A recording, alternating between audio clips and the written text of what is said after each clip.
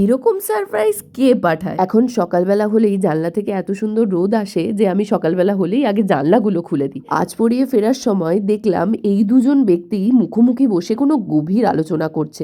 আমি বাবা ওনাদের ডিস্টার্ব না করেই বাড়ি চলে এলাম।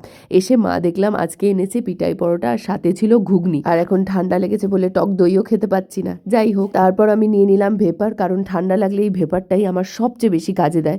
তারপর স্নানটা সেরে নেওয়ার পরই দেখলাম ফ্লিপকার্ট মিনিটস থেকে একটা পার্সেল এসছে। আর এই পার্সেলটা দেখে আমি সত্যিই অবাক হয়েছি। কেন বলো তো? আমি জানিও না এটা কে পাঠিয়েছে।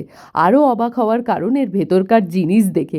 ছিল লঙ্কা, টমেটো, আলু, আদা, রসুন, পেঁয়াজ, আবার ছিল শসা। এখানে আমি মা তো লিটারেলি হাসাহাসি করছিলাম যে এই রকম সারপ্রাইজ কে পাঠায়, তবে কে পাঠিয়েছে তখনও অবধি বুঝতে তো পারছিলাম না। এই মহান ব্যক্তি ভিডিও কল করে জানালেন উনি 9 টাকা দিয়ে সবজি কিনে আমাদের সারপ্রাইজ দিতে চেয়েছেন। দারুণ না?